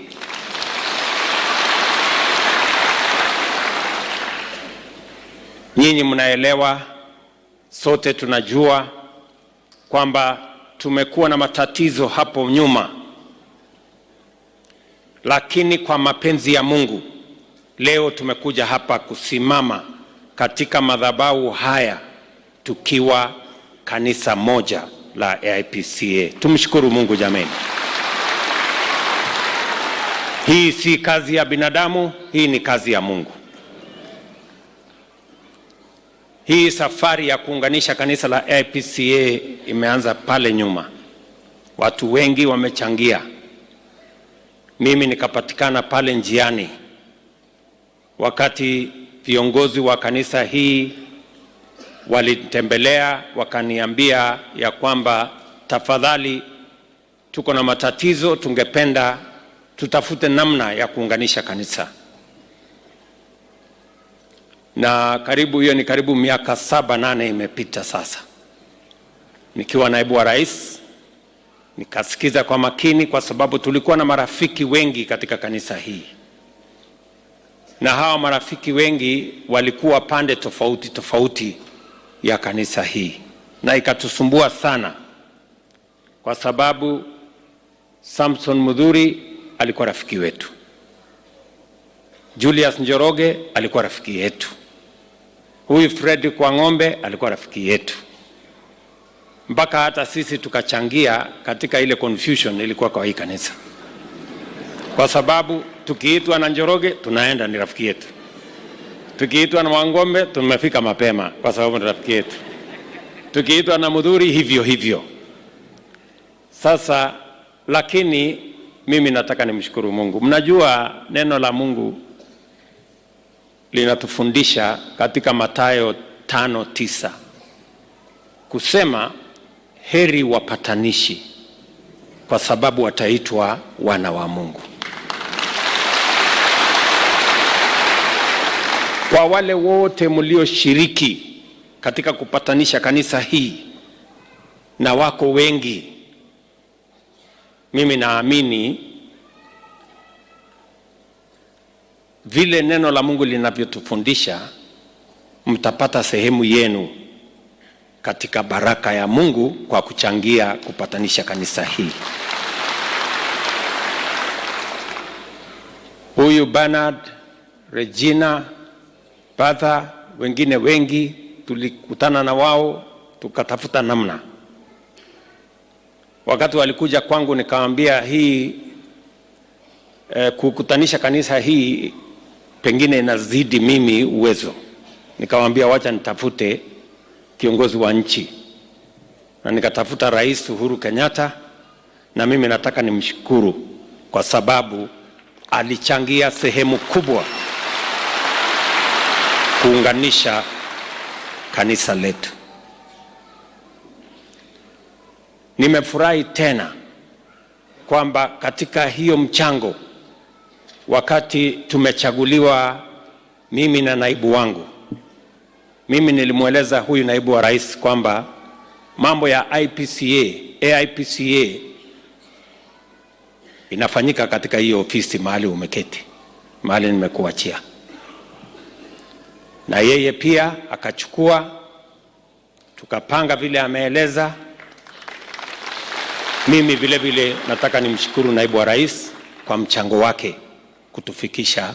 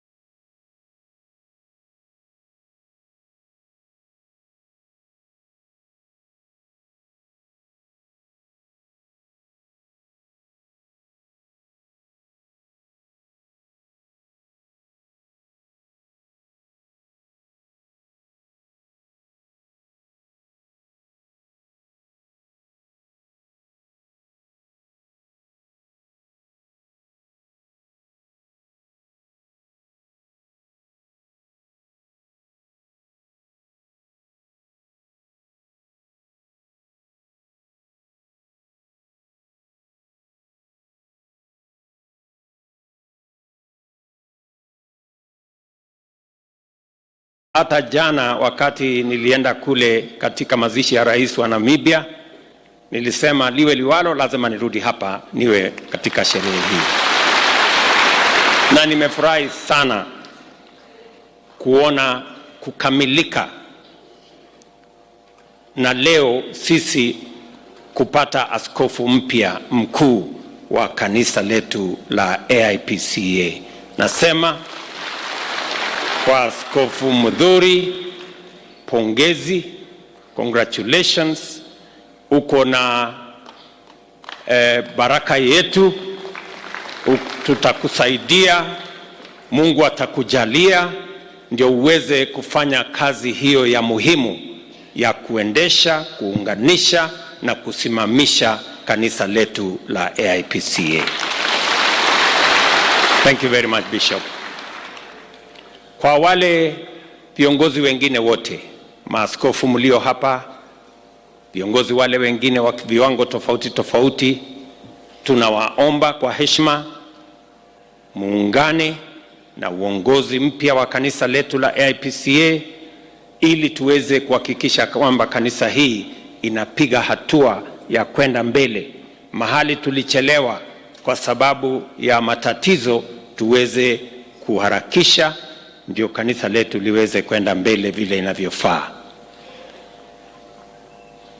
Mimi vile vile nataka niwashukuru sana kwa sababu ya usaidizi wenu na kutuombea na kuombea taifa letu la Kenya.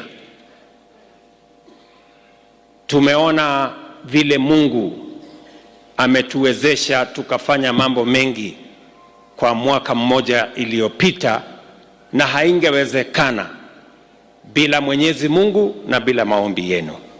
Mimi kwa niaba ya serikali ya Kenya nataka niwashukuru sana. To the church, to the religious community in Kenya, we very sincerely thank you for offering prayers for our country, for our nation, and for all the plans that we have to transform Kenya into the country that we all want it to be. Kwa hivyo nawashukuru sana, na mimi nataka niwahakikishie you have our support as a government, and as I said before, we are unashamed about our faith in God. Sisi tunamwamini Mungu na hatuna aibu ya kutangaza wazi wazi ya kwamba tunamwamini Mungu.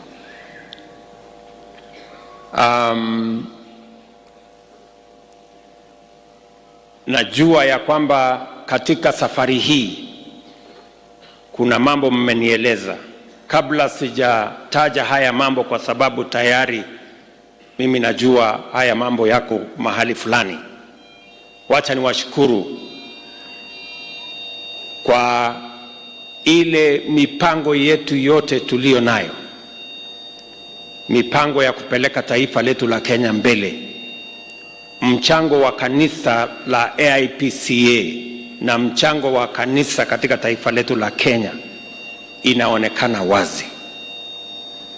Kwa mambo ya elimu, mimi nataka niwashukuru ninyi kama kanisa la AIPCA na makanisa yale mengine yote yanayotusaidia katika usimamizi wa mashule yetu katika taifa la Kenya. Mimi nataka niwahakikishie tutazidi kushirikiana pamoja na nyinyi na kutambua usimamizi mnaotoa katika kusomesha watoto wetu. Nimefurahi kusikia ya kwamba ile hasara kidogo ilipatikana pale nyuma, kuna watu hawakusoma. Sasa tumetia msingi thabiti maneno ya elimu. Mwaka uliopita tuliajiri waalimu 56,000. Mwaka huu tutaajiri waalimu 20,000. Budget yetu tumeongeza karibu bilioni 127 ya kusaidia masomo ya watoto wa taifa letu la Kenya. Na waomba wana AIPCA, katika msukumo huu wa kuhakikisha ya kwamba vijana wa taifa letu la Kenya wanapata masomo, wanapata taaluma, wanapata nafasi ya kuleta mchango wao kupitia kwa elimu na nguvu walionayo na uwezo walionayo. Sote tunachangia katika kubadilisha taifa letu la Kenya. Mimi vile vile nataka niwaulize, azma yetu moja ni kuhakikisha ya kwamba tunaondoa aibu ya njaa katika taifa letu la Kenya. Na waomba tena mushirikiane na sisi katika kuzalisha chakula katika taifa letu la Kenya. Kwa sasa tunaagiza chakula kiwango kubwa kutoka nje. Tunatumia karibu bilioni 500 kila mwaka kuagiza chakula kutoka nje. Na hiyo chakula tunaweza kuzalisha hapa Kenya. Tumeamua kama serikali ya kwamba badala ya kutumia pesa zetu kuagiza chakula kutoka nje, mahindi, ngano, mchele na yale mengine yote, kwenda mbele tutasaidia wakulima wetu Kenya wazalishe chakula hapa Kenya, na tutumie hiyo pesa kununua chakula kutoka wakulima wetu. Mungu ametujalia kwa sababu mwaka uliopita tulipata mvua ambayo haijapatikana Kenya karibu miaka 7-8. Tunazidi na kumwomba Mungu atupatie tena mvua mwaka huu na miaka yajayo, ndio tuweze kwa pamoja kuhakikisha kwamba tunazalisha chakula. Na mimi nataka niulize kanisa la AIPCA mshirikiane pamoja na sisi ili tuweze kushughulika na kazi hiyo. Kazi ingine ya muhimu ni vile vile kuhakikisha kwamba vijana wa Kenya wanapata ajira. Tuko na vijana wengi wakiwemo wa AIPCA ambao wamemaliza shule, wako na certificate, wamemaliza college, wako na madiploma, wamemaliza university, wako na madegree, lakini nafasi ya kufanya kazi Kenya haijapatikana. Shege ambaye nimeambiwa ndio chairman wa vijana katika kanisa hii, nataka umobilize vijana wa AIPCA ili tuungane na wao katika ile nafasi tumepanga ya ajira Kenya, program ya affordable housing, program ya value addition agro-processing manufacturing, program ya digital jobs, program ya export of labor. Hiyo mipango yote tunataka kujumuisha vijana wetu wote wa Kenya ndio tuweze kuhakikisha kwamba wanapata ajira. Vijana wa Kenya watoe mchango wao kupeleka taifa letu la Kenya kutumia nguvu, elimu, taaluma ambazo wamepata. Na ya muhimu ndio nifupishe ni mambo ya matibabu. Nyinyi mnajua tuko na community health promoters 1,100 sasa katika taifa letu la Kenya.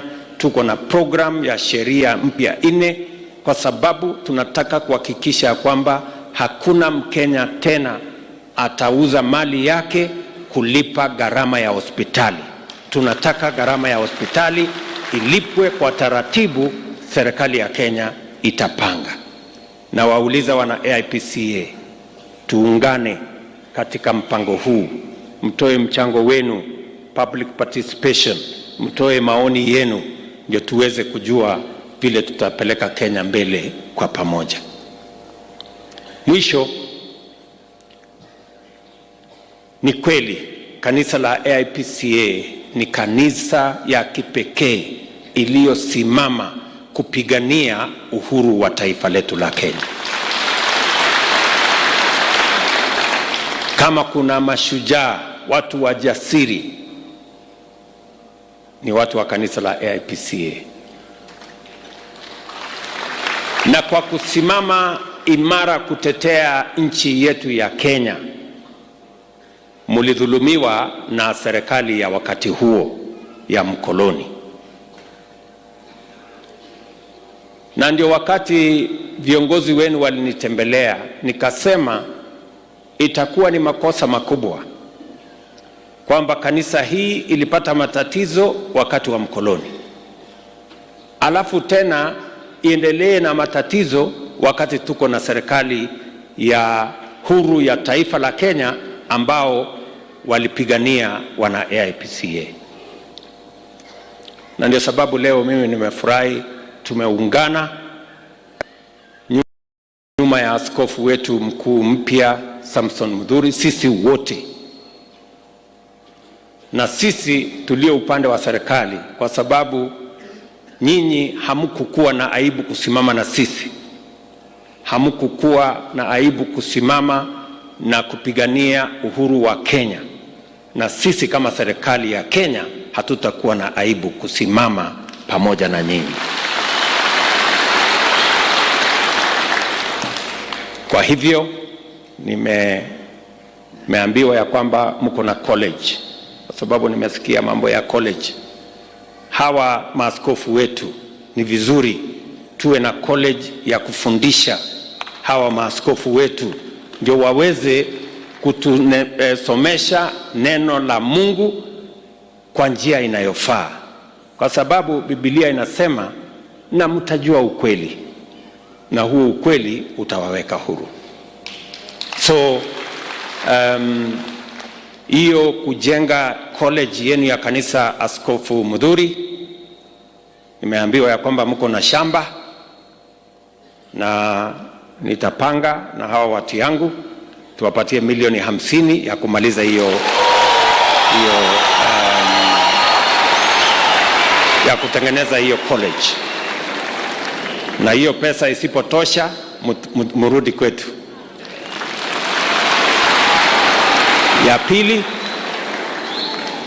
Ya pili mumetuuliza sehemu ya makao makuu ya kanisa la AIPCA ama headquarters ya AIPCA. Hawa maaskofu wamenieleza tayari, David Njuguna, Frederick Wang'ombe na huyu Samson Mudhuri, baba wetu askofu mkuu, wametuuliza ya kwamba tutafute ardhi na nyinyi mtajenga. Mimi nataka nikuambie, waambie hawa maaskofu tutatafuta ardhi na vile vile tutawajengea upate headquarters mpya. Hiyo ndio baraka ya amani. Kanisa ikiwa na amani, mambo mengi yanafanyika, si ndio jameni? Naweza keti. Na ya mwisho vile vile, kwa sababu tuko na deni yenu kama serikali ya pale nyuma, makanisa yenu yalihamishwa, mashule yenu yakahamishwa, tutatafuta namna, nitawaita alafu tukubaliane ili tuwatafutie sehemu ambayo sisi kama serikali tutatengeneza, ambayo mnaweza kupata pesa ya kuendesha kanisa lenu. So we're going to look for a facility, maybe a building somewhere where we can make it possible for the church to have income to be able to run the affairs of this church. Nafikiri tukifanya hivyo tutakuwa tumelipa deni kiasi. Pengine mtatupatia discount, ama mtuondolee interest ndio tuweze